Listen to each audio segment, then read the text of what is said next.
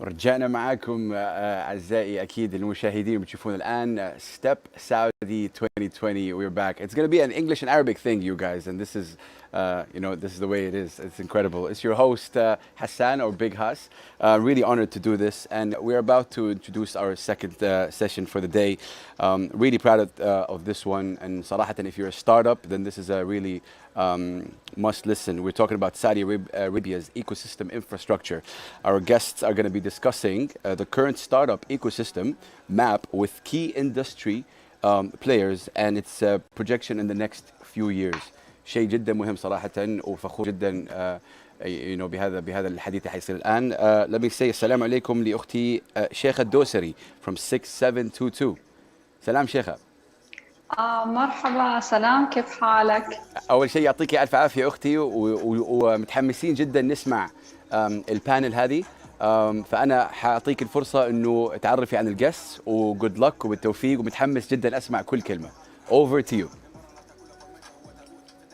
Okay, thank you so much. I'm so honored actually to be here. وبنحكي على ال Saudi Arabia ecosystem infrastructure. طبعا اليوم أتشرف معايا 3 من the best people expert in the field. Please join me in welcoming يوسف البابطين من شروق بارتنرز، الأستاذ أحمد النعيمي من STV، والأستاذ محمد الضلعان من نون أكاديمي، والأستاذ حتان أحمد من كاست. أهلا وسهلا للجميع. شكرا شيخ، حييك. الله يحييك، يعطيك العافية. Good to be here. الله يعين. And I'm glad actually to have you all with me today. طبعا, before we talk about the infrastructure, I want to know more about it, the ecosystem infrastructure in Saudi. And I wanted to ask you actually, how you describe the Saudi ecosystem infrastructure?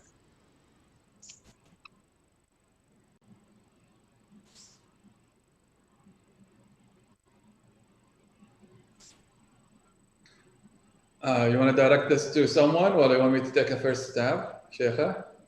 أيوة. I'll take a first stab at answering. So, how do we describe the infrastructure? Meaning, so what makes an infrastructure and whether it's good, how is it trending, right? Yeah.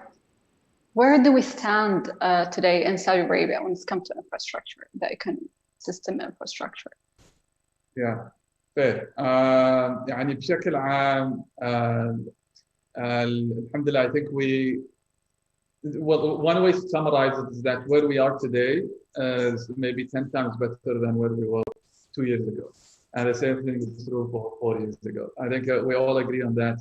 And because what constitutes an infrastructure is everything from regulators to the entrepreneurs themselves to big corporates playing their role, the investors, etc. One way we like to we use as an index to measure the health of the infrastructure is how much investment is going into startups. We use this as a proxy. We hope that the managers of those investors are making the right decisions and they're investors in qualified companies. So if you agree on this index as a proxy, I think we've released a report 2 years ago where we estimated that in year 2025, Saudi will be able to absorb $500 million in a single year. This forecast started in 2018. In 2019, we saw $80 million deployed. This year, 2020, I think we're above 100 million. We're definitely trending on that line. And inshallah, after 5 years, we'll be hitting 500 million a year. If you believe in that index, and I do, then we're in a very good trajectory. Amazing. And if we're going to compare where does Saudi stand today in comparison to the ecosystem ecosystem regionally and internationally. How would you describe that?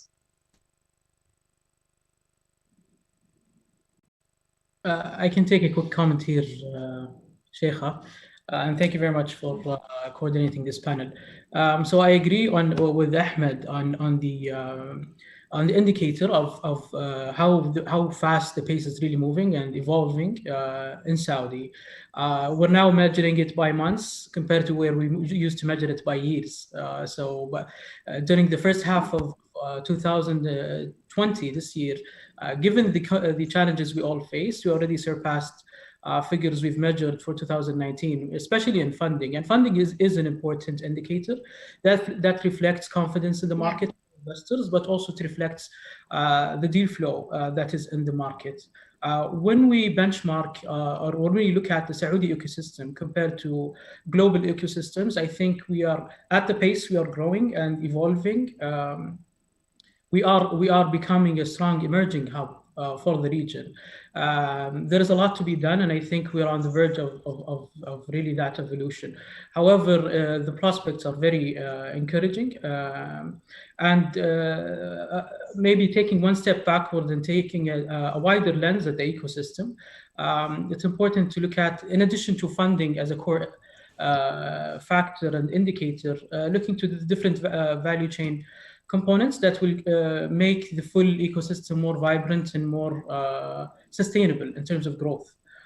So from the supply side of talent and companies, whether from universities or even backwards up to schools, through funding, and then eventually what we'd like to see is actually also more exits and companies really evolving and creating more of a stronger ripple impact once they reach that growth stage. So on the founders, on the direct sectors, but also on the economic growth as a whole. So we're excited. We see that happening soon, inshallah, with the driven by a lot of the infrastructure efforts that are driven by the government specifically, but also by both private and entrepreneurs, private sector and entrepreneurs in the ecosystem. Yeah, and to add to what Yusuf and Ahmed mentioned, it's like the way we look at it is like what really composes a really strong and powerful ecosystem is, yes, I agree with you, Ahmed, capital is very essential, it's part of the equation. Talent is another end, and Yusuf alluded to it, and I believe with the growth in the talent and the youth and that are highly focused, educated, focus on deep tech solutions, that really essential component into the equation. And we see really nice emergence of this young talent that really impresses us, day in and day out with their technologies, their solutions, their kind of startups ideas and so on. And then the last piece is the market, where we have really great kind of advantage here in Saudi and the region as a great emerging market with lots of opportunities that is attracting capital مش بس من السعودية, كمان it's like from abroad where a lot of eyeballs are kind of let's say steering towards what's happening in the region to capture those opportunities and to inject some capital, look at talent, technologies coupled together على حسب إنه to capture those kind of white spaces that are available in those emerging markets. So it's like the three different bubbles are coming together that really compose really the ecosystem infrastructure, if you will. And that's supported, of course, with all the different initiatives by government or private sector, such as, let's say, fintech is one of the areas that are emerging, and fintechs are really doing a great job in terms of building that infrastructure, creating that sandbox, and building processes and procedures in order to test and funnel through all those kind of activities moving forward, and so on and so forth. There is a lot of good kind of infrastructure solutions and a lot of activities are happening into that space. And this is what we see is like, it's a great opportunity, it's a great composition. It's evolving, it's growing over time, and it's at a rapid pace. But I believe as well there is much more to achieve and deliver and aspire to. Amazing. Thank you so much all for all this amazing input. And actually, I want to ask Mr. Mohammed Al-Dalaan, like, if we're going to go beyond regulation, what is important really, and if we want to create this energetic and supportive system for startup, from your perspective, how do you see it, and what is the thing that is needed? Welcome all. Thank you for taking the time. So yeah, I think like I don't want to repeat what others mentioned. I fully agree on that. What I think as well, there's something around the culture and what is the right culture that we should promote within the ecosystem. I think if we think about the culture, you know, accepting failures, accepting mistakes, taking a longer term vision, being, you know, being a lot more resilient. And it's not only on the entrepreneur's side of the table, but also from the investor's side of the table as well. So we need more and more investors and entrepreneurs adopting the right, you know, mindset and the right culture. And I think that's something that can push our ecosystem a lot more forward. I think also the talent, I could not emphasize it more. It's talent. So, you know, like we've all have observed how the capital flow have dramatically increased. It's no longer an access to capital problem, which is a great news. And this is usually the main driver of the ecosystem, to be honest. And I'm super glad it's been improved a lot. But it's again, it's the talent that matters the most right now. So we have the big market, one of the biggest markets in the region, or the biggest market in the region. We have the best access to capital in this ecosystem. The thing that needs to be fixed really is the talent. And I can tie it easily back to the culture, right? So Saudi talent, how likely they can join a startup, right? How likely they can be perceived by their peers and families as, you know, as those who are successful in their careers if they join a startup. So definitely, I would definitely say it's the culture that needs to be improved a lot. And it will definitely impact the talent, plus what my peers also mentioned. Thank you so much, Mohammed, for this input, which is also like super important. But since you are talking about talents and nourishing those talents, I want to ask, what is the role of the startup themselves actually in the ecosystem, what they are doing? And I want to actually ask the question for you all from your perspectives.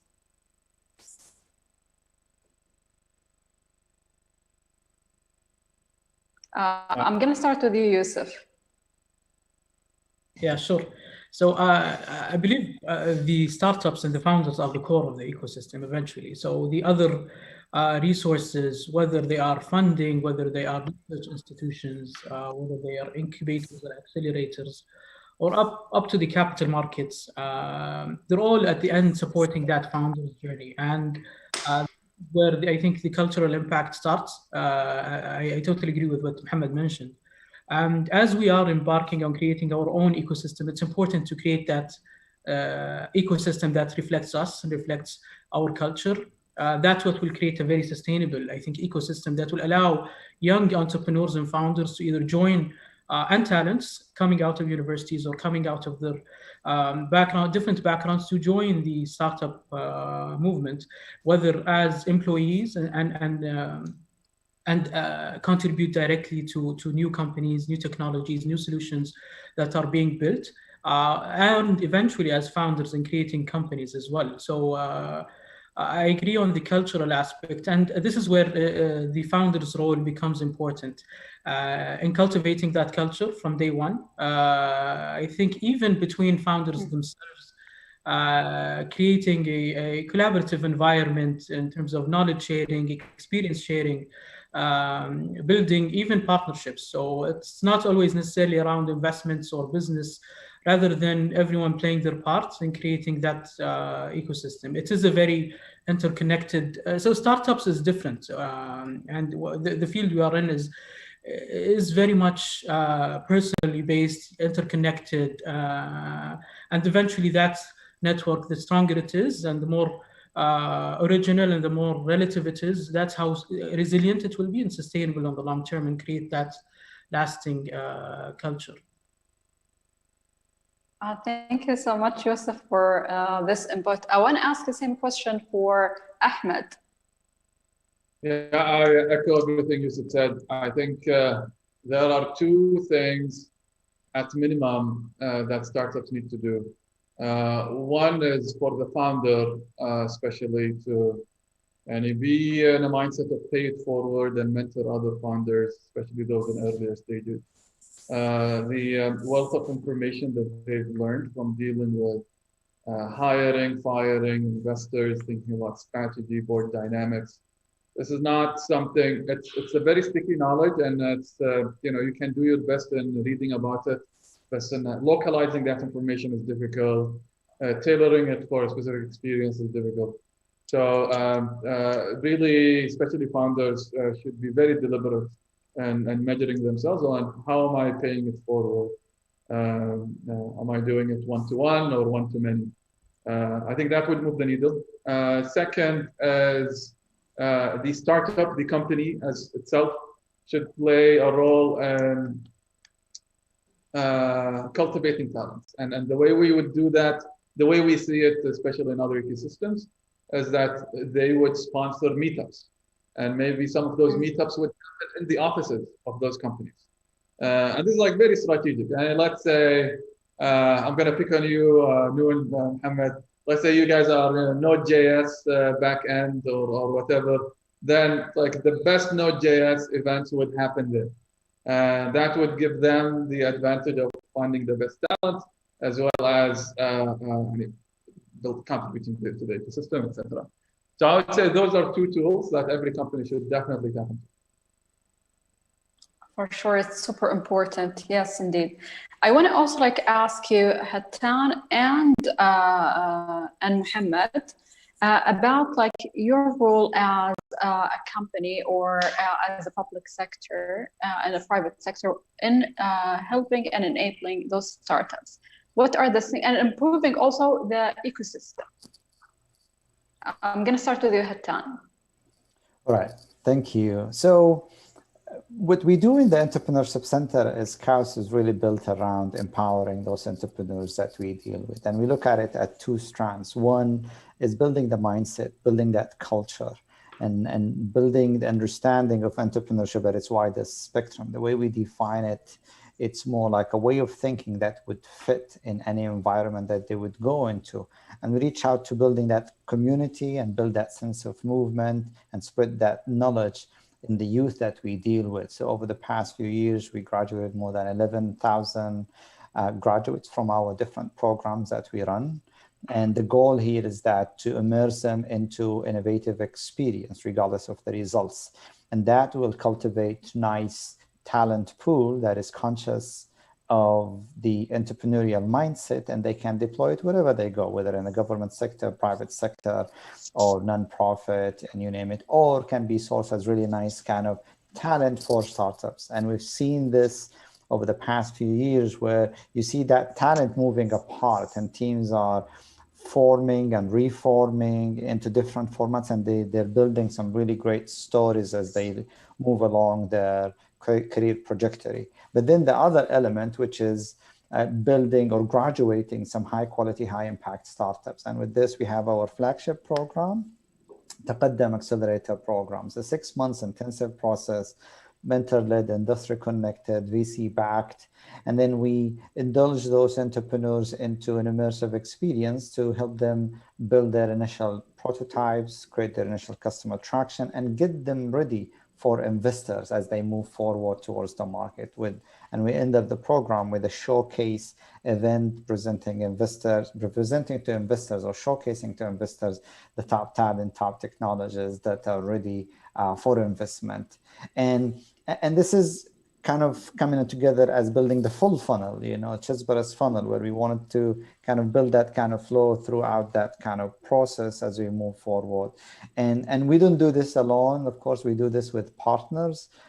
For example, Taqaddam, we're working closely with Saudi British Bank, who's a main partner into it, and we provide grant funding based kind of awards for the startups that we deal with.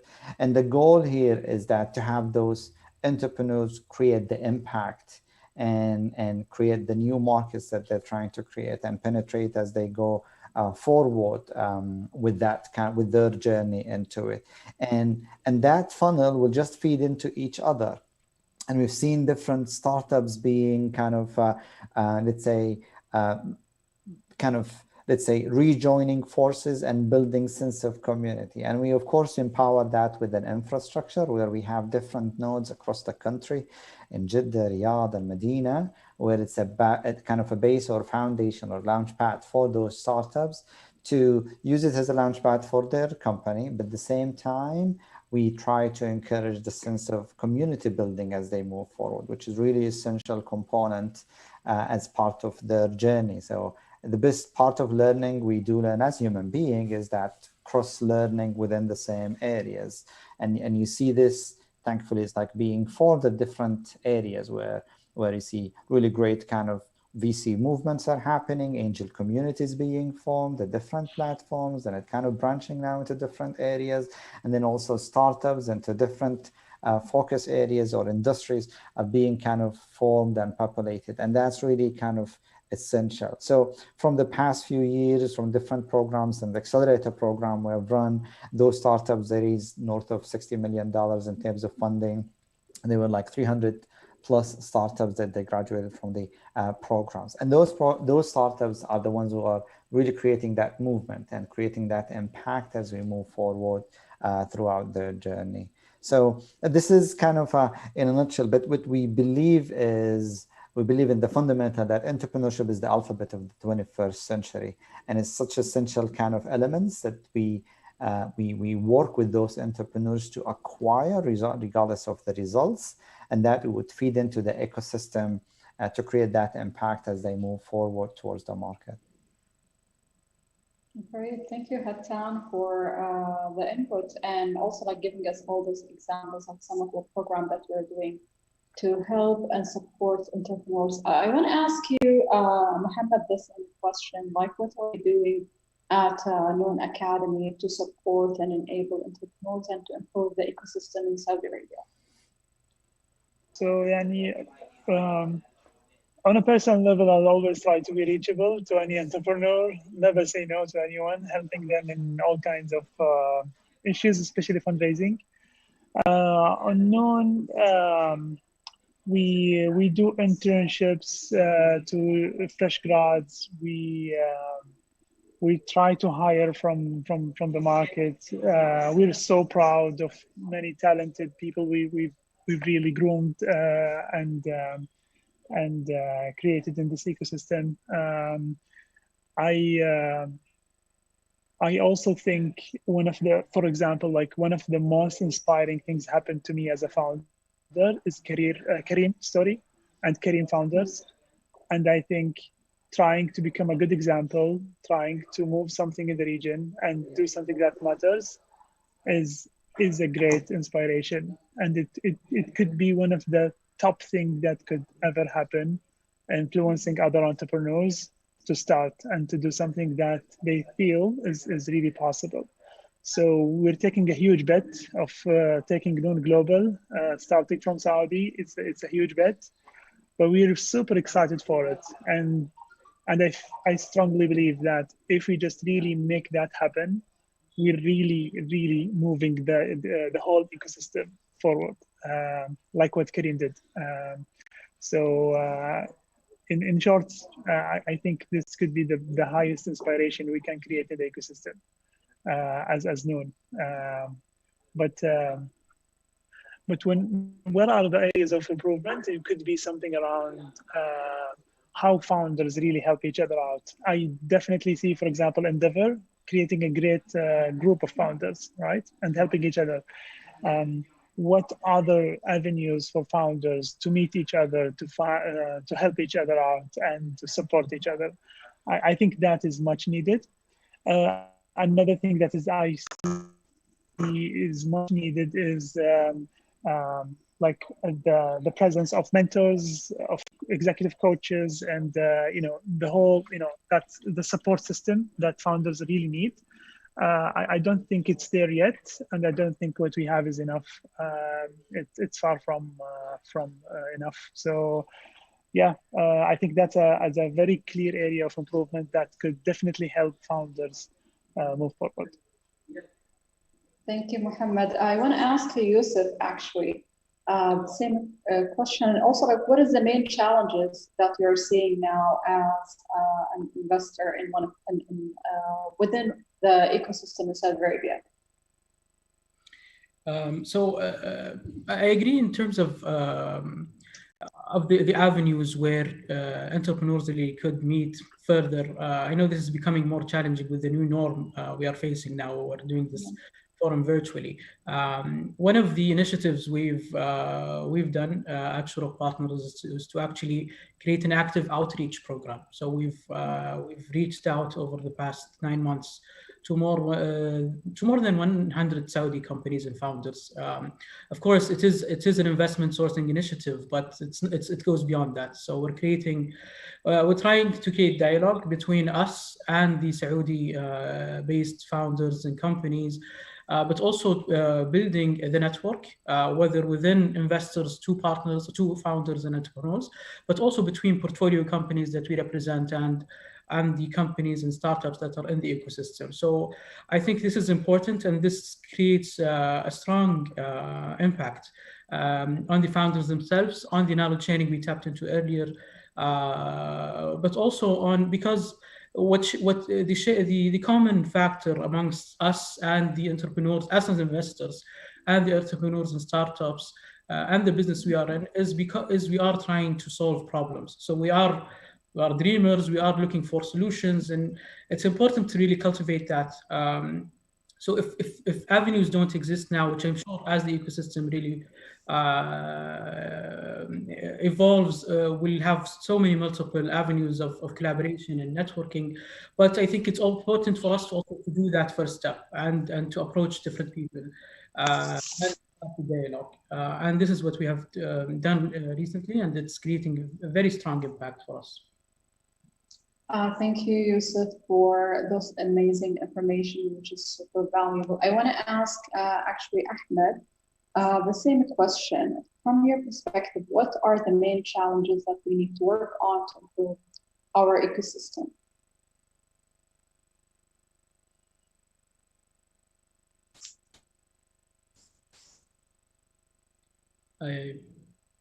So I was muted. I was going to say, no, I don't think in our ecosystem has any unique challenges on its own. One way, maybe one pattern I find myself, we find ourselves repeating sometimes in our engagements when we speak to companies is get a good lawyer. Don't optimize for price. There is a big delta on a lawyer that is good versus a lawyer that is 10% cheaper or 20% cheaper. And then this comes from a lot of experience. But again, I don't think the pain point is in any way unique to us. I think this is probably a good general advice to anyone in any part of any world. So if I have to leave one advice for someone who's raising, I would remind them of that. Thank you, Ahmed. I want to ask you actually, since we are talking about some, or we mentioned some success stories and some inspiring stories, I want to ask each and every one of you, who or what is some of the most inspiring story of a startup that you find here in Saudi Arabia? And I can go first. I think Noon Academy is the best thing I've seen in the world. It's not only in Saudi alone. By far, it's inspiring for me and enough for everyone next to me. That's where we stand. Okay, so Ahmed, it's Noon Academy. Hattan? Well, so the way we look at this يعني the business اللي we're in, we're talking here about the infrastructure and the ecosystem development. So we believe like quality matters. Yes, that's one. Yeah, but also we are in the volume-based business where we want to see really good quality, high volume startups funneling out from the ecosystem in order to work collectively together. And usually the ultimate goal is that once we have that movement, we were just talking earlier on about building the community and knowledge transfer and cross-learning from different communities across the value chain or the Chesbara funnel, if you will. But what's really important is the quality of the outcomes and the volumes of the startups we are kind of graduating into the ecosystem. I'll share with you some examples of the stories that are coming out from KAUST, and I want to take this opportunity to share it with the crowd. So since we are research-driven university, we have really sweet spot in terms of or a near and dear kind of position for deep tech related startups. And some of those examples is one company is called, maybe before we go to the example, so we're driven towards creating impact. We're driven towards translating the research outputs into products or startups that create impact into the market. And we don't work only with KAUST related technologies, but we work with across different universities, 18 different universities across the kingdom. And now we're expanding even beyond the kingdom. And the goal is we wanted to cultivate technologies and talent to build startups that create impact. And we can contribute towards, let's say, the Vision 2030, creating those, let's say, or capturing those white spaces and leveraging those opportunities to the investment community, to the economy, and create those jobs into those areas. I'll share with you a few examples of different flavors of startups that we thank you, Hassan, for this amazing information. The coordinator just told me that we have less than 2 minutes. Okay, and I can wrap up in 30 seconds, so I leave like 90 seconds for Mohammed. Perfect. So one of the companies that we have graduated from our program is called Red Sea Farms. And basically they built a system in order to grow, and this system is composed of greenhouse and water processing technology to grow tomatoes using seawater.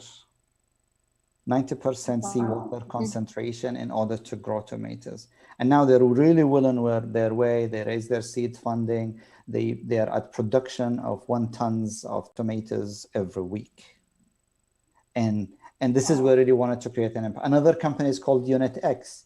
And this company, basically, they provide enterprise solutions using AI for different clients, especially small and medium enterprises in Saudi.